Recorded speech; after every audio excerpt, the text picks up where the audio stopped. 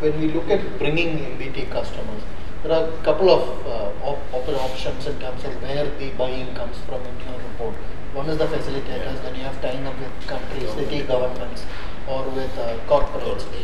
What is the industry doing in that space? Are you facilitator dependent, or there are individual efforts to tie with city, state governments and stuff like that? So just to add up to Rahul's point, is that if you look at overall the medical value travel that comes in, we still depend too much on facilitators, so-called brokers, and that is a major pain that we are actually facing as a hospital. Though we are not ready to join hands and willing to offer at a single tariff or something like that.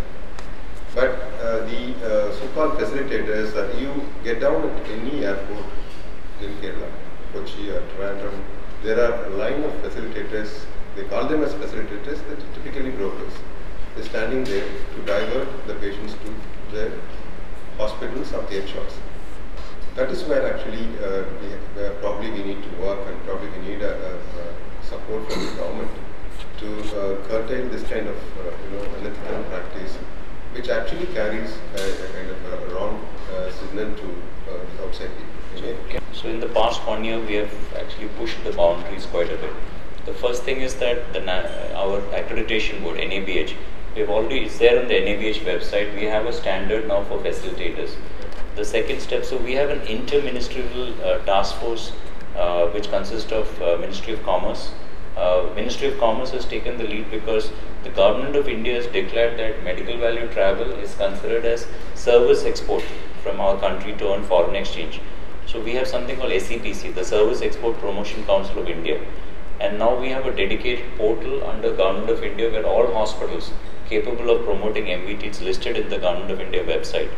So the synergies are between Ministry of Commerce, Ministry of Home Affairs, Ministry of External Affairs, Ministry of Health and Ministry of Tourism. This already happened. The other aspect is that with the help of Ministry of External Affairs, if let's say a patient would like to come to KIMS, Trivandrum, the M visa is issued only in your name.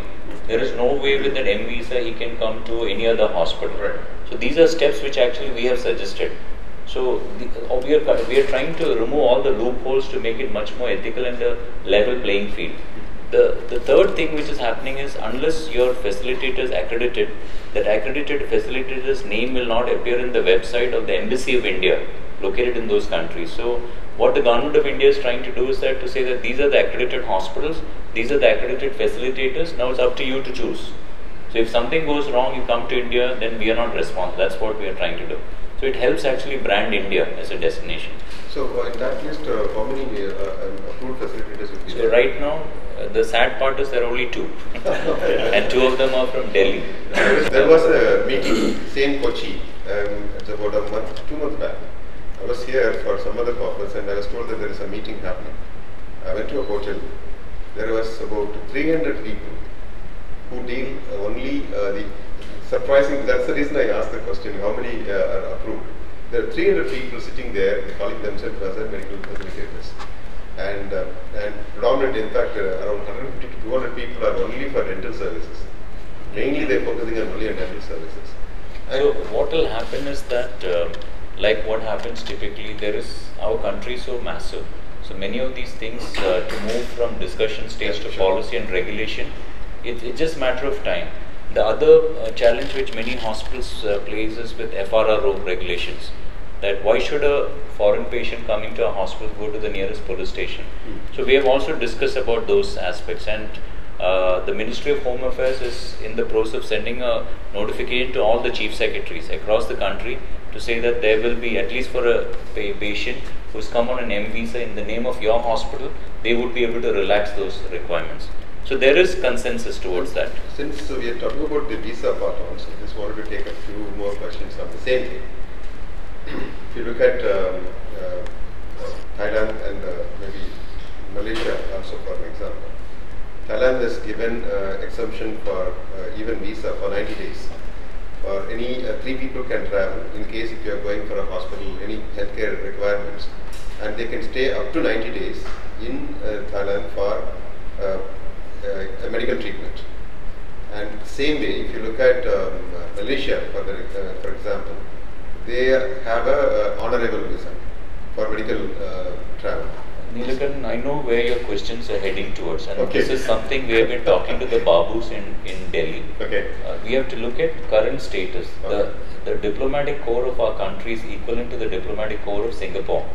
So we have to invest in human resources. In some of our high value target destinations, you feel sad for our embassy officials because they are not even able to cater to the other visa seekers.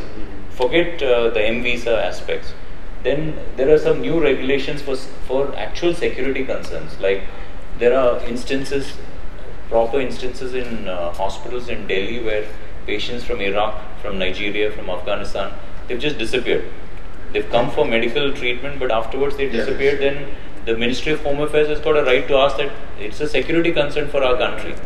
So how do we balance? Like Thailand and all those countries don't have security concerns like us. So this is, I'm just telling you the feedback which we get from the stakeholders in the ministry. Even the M visa has got a lot of constraints in getting approved. So is that something, I'm just throwing maybe a possibility that, is that something if probably we can reduce the kind of... So what we have proposed from the task force is that why can't the M visa be electronic? So that is what we are trying to say, provided the host hospital has validated that this is a real patient, we accept responsibility for treating the patient and we give the feedback. Even an electronic visa can be issued within a very short time. That is our proposal what we have given. Mentioning about the facilitator, it's a big problem. Because I've received calls, suddenly, someone calls me up late in the evening by around 9:30 and says, see, my patient is coming from Saudi Arabia, he does not know English. So I will act as a middleman. Now you tell me what is your rate. I said, what is the problem? Now I need to examine the patient. Without examining, I cannot comment on it. I said, no, you just tell me, you fix the rate, that is not a problem, but tell me what will be my percentage. You see, that is a kind of conversation they initiate even before we've really seen the patient. You see, so eliminating such negatives in medical value travel, I think, is the most important, because when such a person puts himself in front of a traveler, I'm certain that he will create a very negative impression about the whole healthcare scenario in Kerala. So that will give a wrong picture. It will give a very wrong picture. Very wrong picture. See, when somebody comes to the airport and the hotel and all those things, and they will be calling the different hospitals. Yeah. Then this patient, he he will definitely understand. He will think, what is this?